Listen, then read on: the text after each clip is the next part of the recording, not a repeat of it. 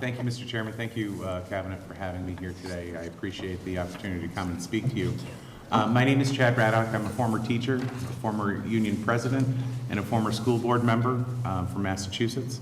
I came to AQE, the Alliance for Quality Education, in 2010 to kind of fight some of the funding issues, and we, of course, get dragged into the fight in education here because AQE truly believes that public education is the highest form of government and that it should be protected at all costs.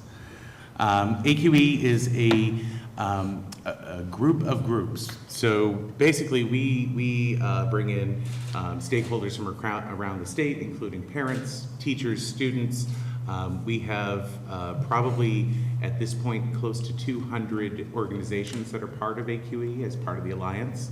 And we work primarily to focus on high needs students, students of color, and students who are in rural high needs areas such as like Herkimer or you know, if you look up into the North Country, there are a number of them, Watertown being one of them, Carthage, I could go on forever. So our focus is on the high needs kids. We are not in favor of this teacher evaluation system.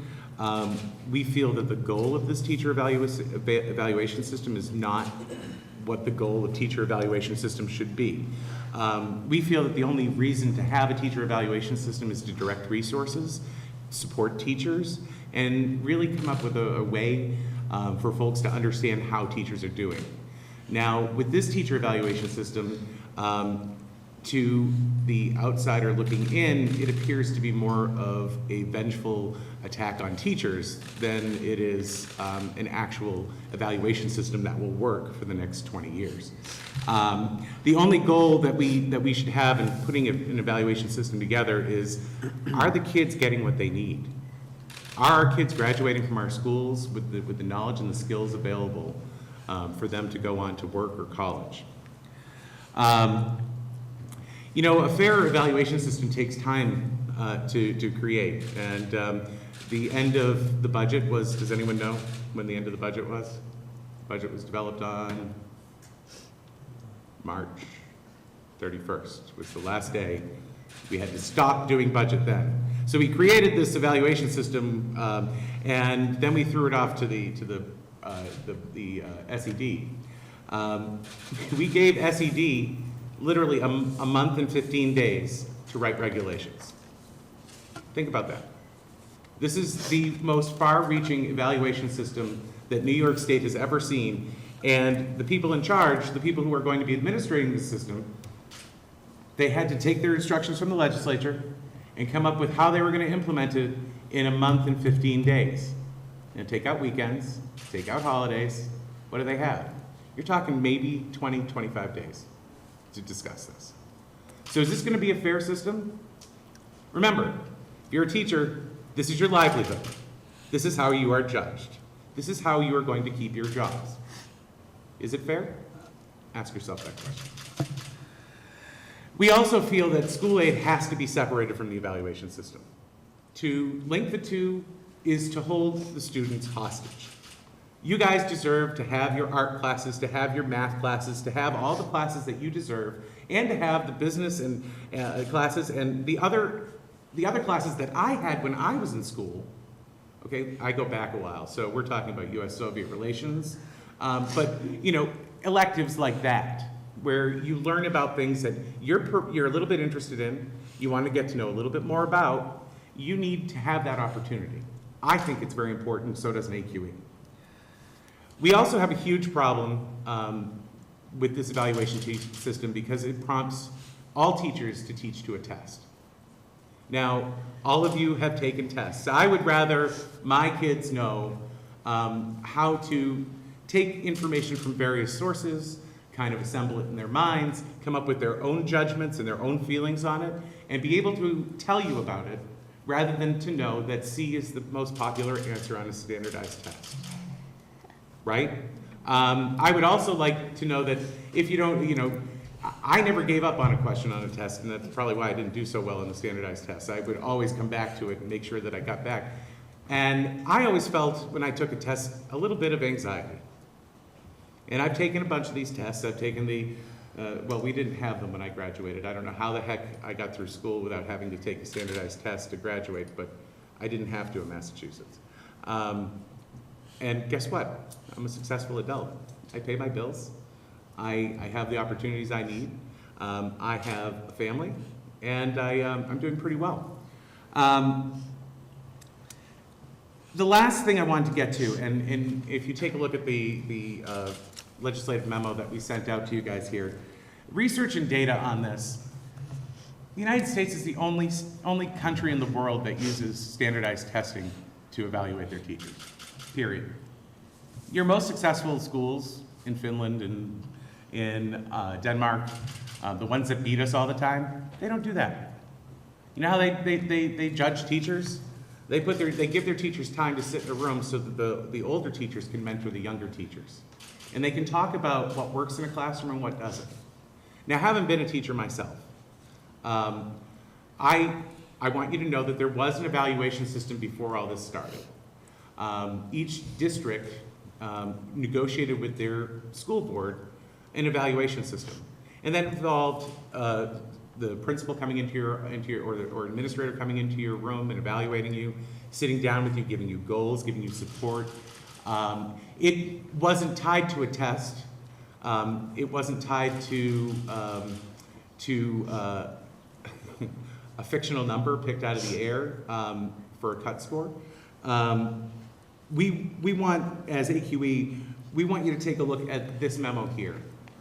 In Washington, D.C., the 50% standardized test as a teacher evaluation, part of the teacher evaluation, was tried.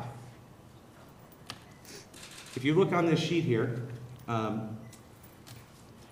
since 2009, when it was put in place, the district, Washington, D.C., has hired 3,300 new teachers. They only have 4,000. What does that mean? It's a lot of teachers that have left the system, gone elsewhere, where it's not as egregious. The other thing that you have to think of is in the New York State SUNY system, the chancellor just announced that their enrollees into education to become a teacher has severely dropped this year. If we continue to make this the law of the land, we're going to have a severe teacher shortage, and the start is already occurring. I'm willing to take any questions from anyone. Thank you. When you guys ask questions, please just state your name and the school from you're from before you say your question. At this time, if there's any questions, start off. Go ahead. I was wondering what you would like to see, like, for testing, because we do need to have, like, some form of evaluating teachers. So, like, what would you want to see instead of what is currently going in place?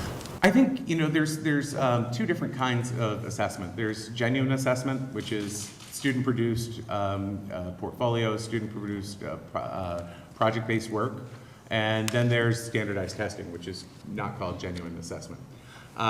So what you have to do is have a balance of both. Now, standardized testing gives you gives people that kind of bottom line type thing. So people that aren't really involved with education can look at it and go, oh, see, they're passing. The numbers are good. When there is more to teaching than just numbers. A good teacher has a relationship with each and every student, knows their name, knows their strengths, knows their weaknesses. A good teacher knows what's going to work in the classroom, and then if it doesn't, they have a plan B to make it work. And those are, you know, you can't quantify what a teacher does by watching kids take a test. I think the other thing that I wanted to point on that is I had about 1,000 teachers in my tenure, 1,000 students in my tenure as a teacher. And the classes, you know, of 25, 30 kids every time they met. One class can have a completely different character than the next class. So I was the advisor for the class of 2005 when I taught. And that class had a character and a feel all of its own than from the class of 2003, the one that had, you know, gone a couple of years before. So I think, you know, there needs to be a less standardized, more genuine way to understand how teachers affect their kids. And I think they had a pretty good system to begin with. I think by bringing in the test scores, you're really muddling it up and unnecessarily making teachers feel anxious about their jobs. One more thing. I want you to think about all the good teachers you've had and all the bad teachers you've had. I would hope that you had a whole lot more good teachers than you did bad. And the bad teachers, you're always going to remember them, but you're going to get past them. They're going to be a learning experience just like the good teachers. Thank you. Just remember, when you have a question, state your name and the school you're from. Good morning. My name is Karenza. I'm from Schenectady High School. I would just like to know, standardized testing in the arts as a way of evaluating teachers, do you believe that that is a good idea, having it at all for something as expression and passion-based as having an art class? I don't know how to quantify art. I think we would have to have a longer discussion on how to quantify, drawing lines, colors. What if the evaluator's colorblind? I think you're right. And in a lot of ways, this evaluation system, not every teacher has test results that relate directly to that teacher. Some of their results are based on kids that are 3-4 years down the line. We have to find a way that works. I simply just don't think this is a fair system. Thank you. Bianca? Sorry. I'm Bianca Mastelli, and I'm from Shawmut High School. And first of all, I definitely agree with what you said about our kids getting what they need. Like when you talked about, I feel like students are learning more just to take the test and not learning more to prepare themselves for college. And also, as a kid in elementary school, I definitely remember taking those ELAs, and it was very stressful. And I felt that my anxiety and all that stuff about tests didn't make me perform the best that I should have on the test. So I feel like it doesn't really evaluate the kid in a fair way.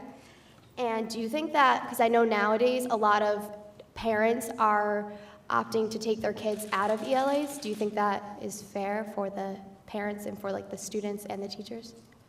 Well, just so you know, AQE did support opt-out this year as a way to protest the governor's budget and what was passed.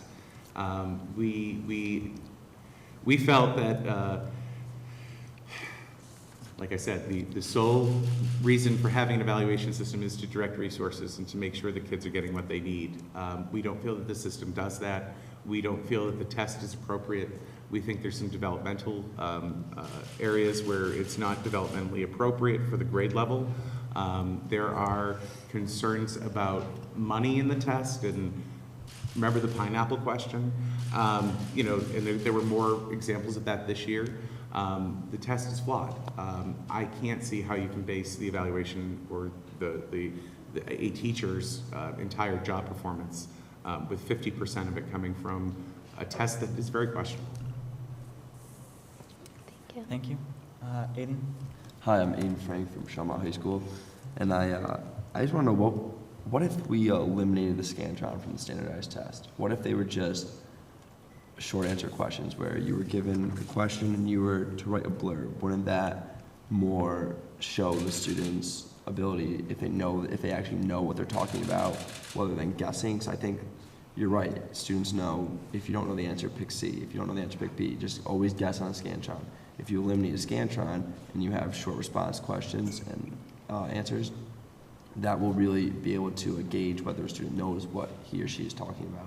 I taught U.S. history and government, and I found that other than just checking on facts, a Scantron was useless to me. You have to teach concepts like the three branches of government. How do I do that on a Scantron test? So I think you're right. I think the issue is this year there were 1.8 million kids that were eligible to take the tests.